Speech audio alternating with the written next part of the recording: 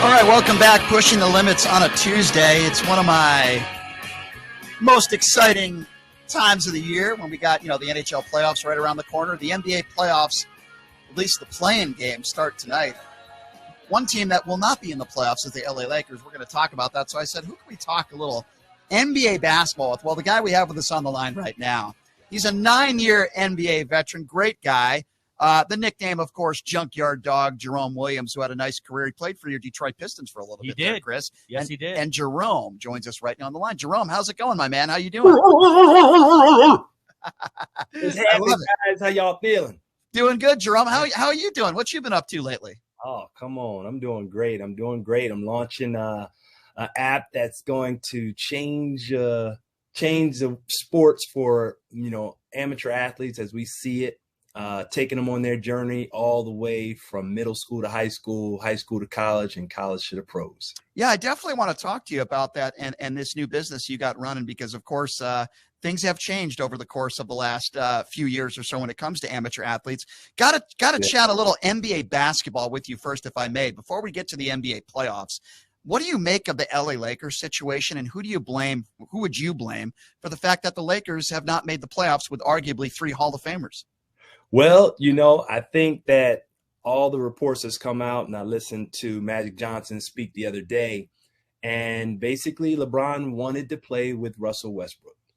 So Jeannie Buss and the staff at the trade deadline did not make any moves based on, basically saying, hey, you're our franchise guy. We're gonna trust your judgment in terms of where this can go, and they didn't make the playoffs. So she allowed LeBron to somewhat quote unquote lead and get the player that he wanted when they wanted DeMar DeRozan. Right. And we see where Chicago's sitting. We see how many games DeMar played, and everybody with, 2 eyes can see that, they could have used that type of scoring inside and outside, mid-range game, going to the cup. DeMar's a phenomenal player, and he would have paired well and been able to really, I think, weather a lot of these storms that the Lakers have had this season. When you were back in your playing days, Jerome, did you ever play with a guy that you felt like at times had more power than your head coach? Because I feel like obviously that's the case with LeBron.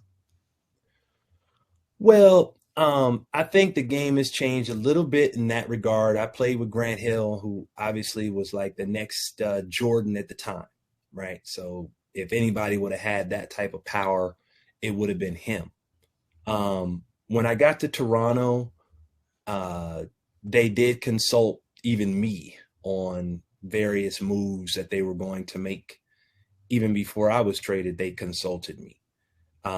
Then when I moved on to Chicago and New York, there were some other consultations. That's not an odd thing for them to ask players, hey, would you like to play with this person? Would you not like to play with this person? If you mean anything to the organization. So you don't necessarily have to be on LeBron level to get that. Because if you're truly an organization trying to win, you're making sure that that pairing is going to go well with not just your star player. Obviously, he's probably the most important, but your second and third tier star players matter as well. Sure. The NBA's in a good spot, Jerome, right? I mean, you talked about Grant Hill, when back in 1994, he was one of the, guys that was expected to be, the next echelon of stars.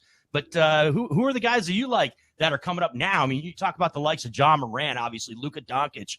And, there's a lot of good young players in the NBA that look like they're going to be taking the mantle from the likes of LeBron James and some others. I definitely look at Giannis. Giannis, Greek Freak, is definitely on that plate as being, the next guy. And he's got a total package of sort of charisma, even though he's got an accent. Luka is in that conversation as well. Sorry that he got hurt the last game in reference to, going into the playoffs. You always want to go into the playoffs 100%. And Ja Morant, Ja Morant is exciting. He is flashy. He's got that edge to him, and makes people want to watch. You know what I'm looking for is a kid like the Jalen Green, like who's a high flyer, who really brings excitement above the rim. I think in our era there were so many of those guys that they were like a Vince Carter had to be like well over the top, right?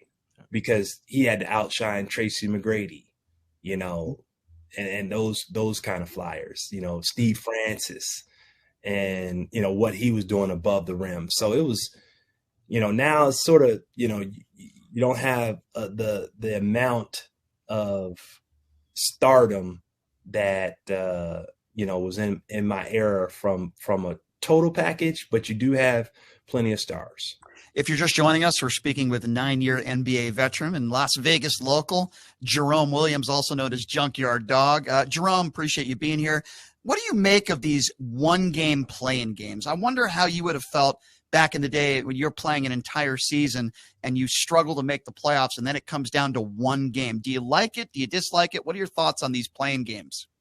You know what? They were playing games back in the day. You just had to play to the end of the season. When I was playing with the Chicago Bulls and Toronto Raptors. So in my years in Toronto, not the first year, but the second, third year, we had to win 15 out of our last 17 games to make the playoffs, which we did. Right. Wow. In Chicago, we lost out on the playoff bid by half a game. So somebody lost. We lost. Somebody won. That half a game because of tie breaks and whatnot. So I like the play-in because then it gives you that little bit of okay.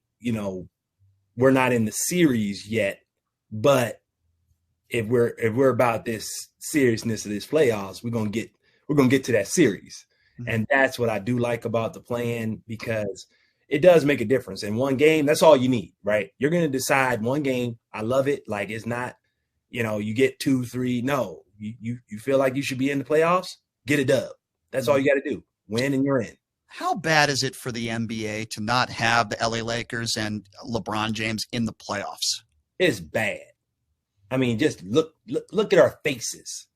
I mean, you want to see people like Carmelo Anthony in the playoffs with LeBron James. That's what the banana boat and all that Miami stuff talk. That's what it's all about, right? You see Chris Paul's in the playoffs. This is an era, right? This is an era of basketball missing Dwayne Wade, but they still got serious star power. Not to mention you're in one of the second to third largest market, if not the first in LA, not being, having your marquee team. Yeah, the Clippers are in.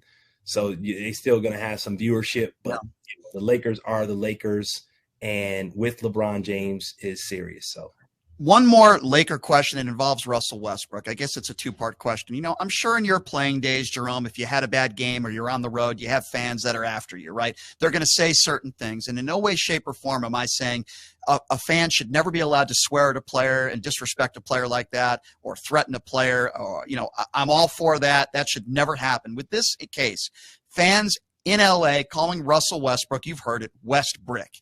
Now, while I may not do that if I'm at a game, I don't have a problem with fans saying that. And Russell Westbrook has a press conference after the game and starts saying that he's going to put an end to this and it's affecting his family. My first reaction is, now I don't have kids, but my first reaction is, you're a professional basketball player. While people shouldn't threaten you or swear at you, if somebody calls you Westbrook, you take your money and you deal with it. Am I wrong in saying that? You played in the league for 9 years. I don't know what the worst thing in the world somebody said to you on the court was, but do you think if Westbrook, is that out of line for a fan to say that? And how do you feel about Russell Westbrook holding a press conference afterwards and going on a rant about how disrespected he felt? Hey, listen, let me just tell you something right now. If you're getting paid $200+ million, there's a lot of worse things they could be calling you for missing a shot. So let's just keep it real. You got to have tough skin.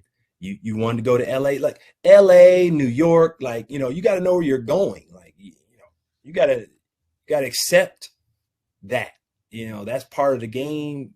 That's part of, the reality of being that type of caliber player. I was never a franchise player, but I had a lot of star power when I came to arenas.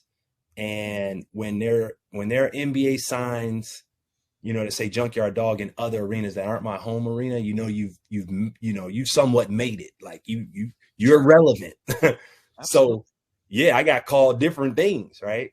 And there was never a press conference afterwards. I'm my own person. I still respect Westbrook and respect his feelings. I'm just saying, that for me would have just came with the territory, which it did. Yeah. He's not the number one player in LA, so I can speak on that regard.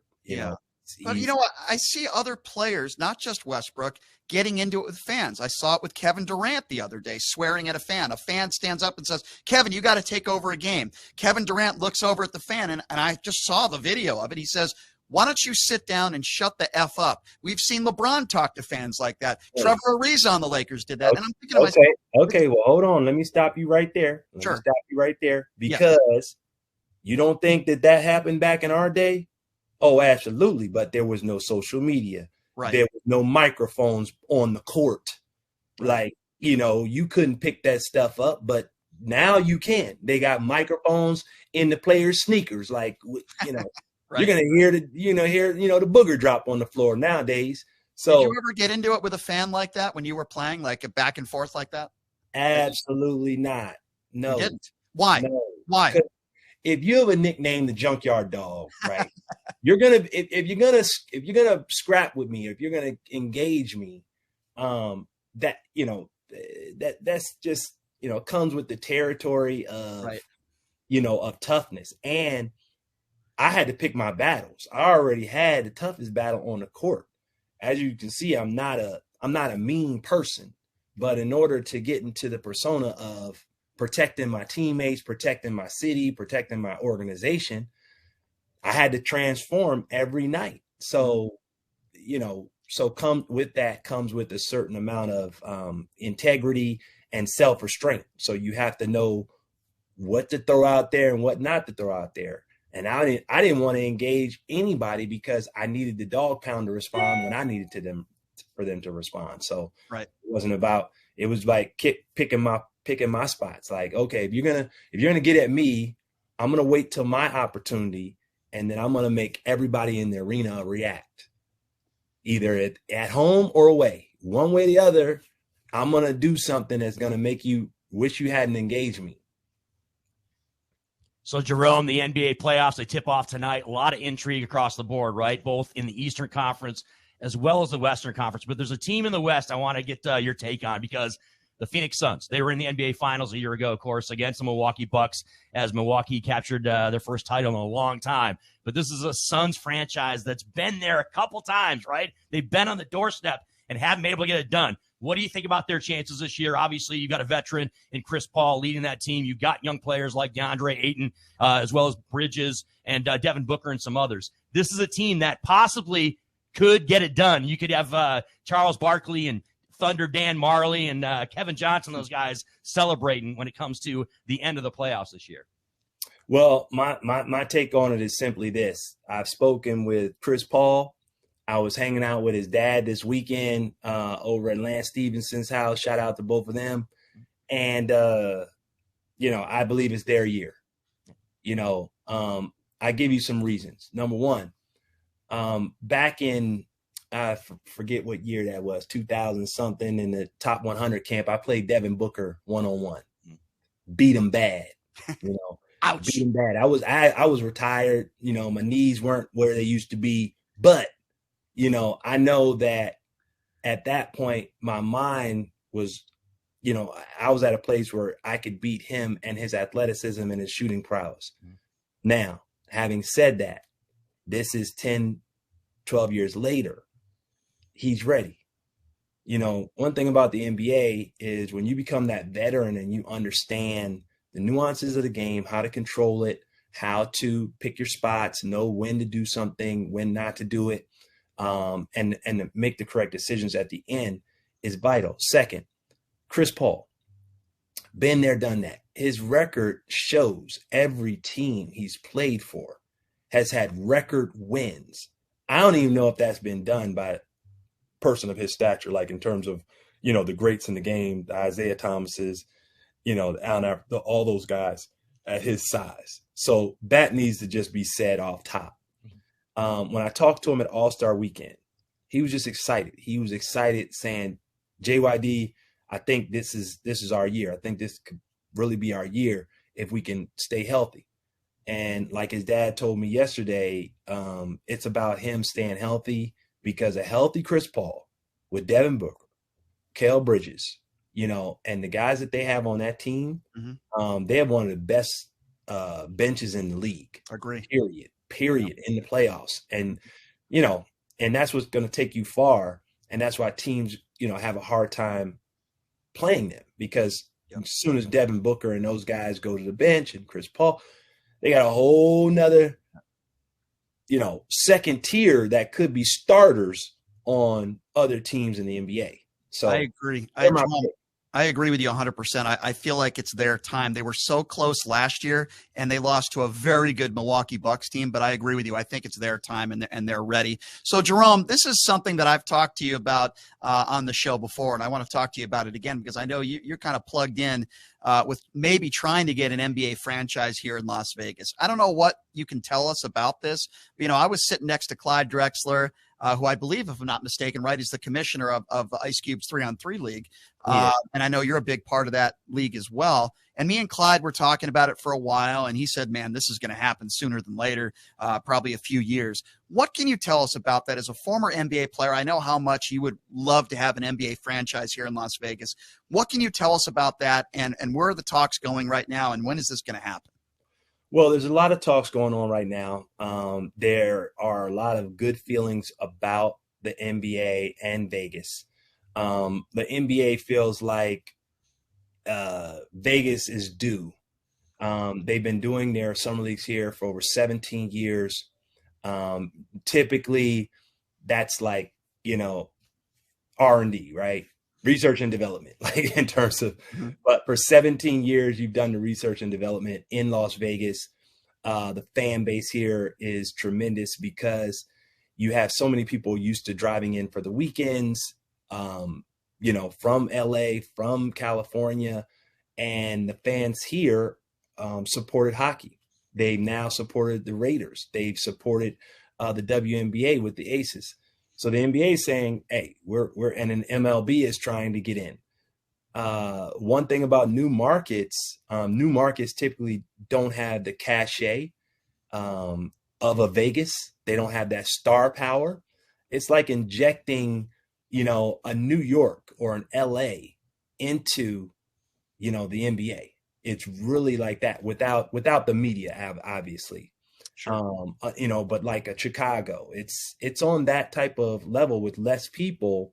But from the star power and the amount of media exposure they would get from being in Vegas, meaning the NBA, is just tremendous. So they're very careful right now with the due diligence of suitors that are looking and eyeing Vegas, because there's no shortage of billionaires who would love to be in the NBA.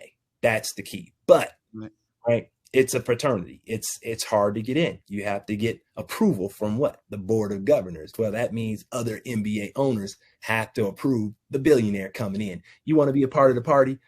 Oh, well, we got to, make sure there's no undercurrent with any of our other NBA owners. Yeah. So it's tough to get in. Like but it's going to happen. And that's why Adam Silver keeps saying it's probably going to happen in Vegas or Seattle, because it is going to happen.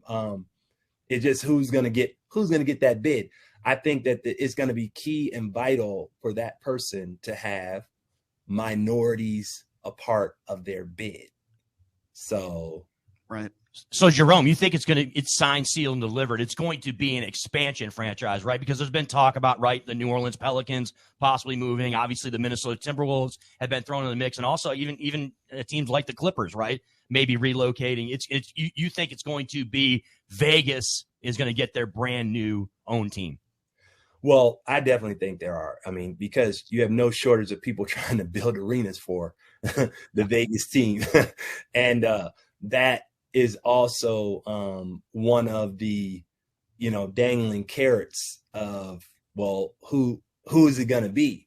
Because some people want to own the arena. Some people want to own the franchise. Some people want to own both. Like, it's that, we're talking billions of dollars. So it limits the amount of people that can be involved. Now that the NBA has the minority ownership through venture capital, I think that allows for a different type of presentation. Mm-hmm. And I myself have had involvement in some of those things. So I'm looking forward to whoever is involved with the team, because I feel like, hey, being a native of Las Vegas here yes. for, over almost 15 years now, once you get used to it after 10 years, they call you a native. So yeah, you would be a great ambassador. No matter who buys an NBA team and brings it here, you would have to be involved with it, because you first of all, you're a great father, and you're just a great ambassador for Las Vegas in the game of basketball. Before I get to this new business venture you're in which involves amateur athletes, I've always wanted to ask you this question: who would be your top 5 best NBA players of all time? Because I get into these debates with people when it comes to LeBron James, and I'm just curious. I want Junkyard Dog, Jerome Williams, top 5 NBA players of all time in order. Can you throw that our way? Okay, well, I'm going to first start off with my number one guy, who was my college roommate at Georgetown, top 75, right? Allen Iverson. Oh, yeah. Chuck, the answer, a.k.a. the question. He's my number one guy. Yep. Then I'm going to go with the guy that actually had a poster on my wall from a young age, right? Saw those shoes, and when I saw the shoes, I was hooked as a young kid. Mm-hmm. Michael Jordan, I thought you were going to say Chris Dudley. Okay. Got to have Mike in there. Okay. So then at my small forward spot, mm-hmm. right, another top 50. He has dog pound allegiance. I played him one-on-one at the age of like 19 on Daytona Beach sand, right, to 5. I dunked on this gentleman. He dunked on me. It was a very mutual exchange of combat. And afterwards, if I had to go to hospital, I would have been in good hands, because he was a doctor, Dr. J. Julius Irving. You played one-on-one with Dr. J. That's unbelievable. Played one-on-one. My fourth guy, right? He's that forward / killer / okay. And now here's where I get a little, I always got to kind of I got to bend your rule a little bit. Okay. Because he's a mirror image of a guy that's today his version, a scorer that just can score at will. He's a killer, right? Back in the day, it was Iceman George Gervin, and today is Kevin Durant. Mm. So I got to split my number 4 between those two Hall of Famers, both top 75, both killers, both just bona fide assassins. And of course, now we got to go to the center spot. Center spot's very easy for me. This guy I bumped with, he's outweighs me by about 200, 300 pounds, probably. He was known as the Diesel. Yeah. He was Shaq. But I can't just give it all to Shaq. I got to split it in half, because my other half's my teammate in Toronto. He came from overseas. Hakeem Olajuwon, the Dream Shaker. Mm. Yeah, his post moves were just. Shap, I can't believe there's no Bill Curley in there. There's no Brian Scalabrine in there. Oh man, hey, Brian Scalabrine, boy, he's my guy. Come on, man. I'm just angry Chris Dudley wasn't in there. Hey, Jerome, I don't think anybody's going to argue with those names you just mentioned. I want to talk a little bit, Jerome. Obviously, you're a successful businessman as well, and now you're involved in a new project. helping making the journey of the amateur athlete successful. Can you talk to me a little bit about this and what's this all about? Oh man, IP Famba. Make sure you go to that website, ipfamba.io. It's for, young athletes, middle school, college, high school to college, college to the pros. We're going to be with you along your journey. Name, image, and likeness now matters. It matters in a big way. It's not just about making money. It's about being on that journey to scholarship, getting that opportunity like I had in school. I got my degree from Georgetown University. I value that very dearly. I was made sure I went to class. And this is what all student athletes should strive for. They should want to be one of the 500,000 student athletes that receive college scholarships. So what we're going to do for IP Famba is we're going to create a score for these kids, just like credit. So everybody in life has a credit score. Well, we have an intellectual property score called the IP score. And we got some heavy hitting data analysis people who have built the score with us. I mean, we're not small potatoes here. If you name 2 data companies, I guarantee you it's one of them. If you know what you know about media and data. So they built the score. So it's legitimate. Colleges and institutions use this data company for their data. So we're going to give these student athletes something that they can hold their hat on. They can take on college recruitments and then do what? Then we're going to take them to the next level and take that same score and apply it to their name, image, and likeness for what? Sponsorships. These kids are able to benefit from their name, image, and likeness. And IP Famba, we want to be right there along the way, helping them do just that. And then lastly, it's all about NFTs. Mm-hmm. There's nobody doing NFTs for these kids. Nobody doing them for these families. And NFTs is a huge opportunity with the blockchain, with crypto, in order for them to get their foot in the game. So we've already done some of the top athletes here in Nevada. We got Trenton Flowers, number 1 sophomore in basketball. We have Zachariah Branch, number 1 wide receiver in the incoming 2023 class. We got Jeremiah the Dog Williams, my son, top 20 middle schooler, 6th grader. Good player. Yep. We got Giselle Williams. She's volleyball, top hitter in the Big East as a freshman. And the list is growing. So we want all the kids to go on there, pre-register, put their information in there, and be the first to get their score come the fall, because it can help them, on their path and on their journey to success on the field and off the field. And it's all sports. So, if you're playing volleyball, baseball, soccer, track and field, golf, any of those, football, lacrosse, we're doing it all. And we're looking forward to helping all these student athletes. I love it. I think it's a great idea, and I don't think there's any better person to be pushing this than you. ipfamba.com, right, is the website.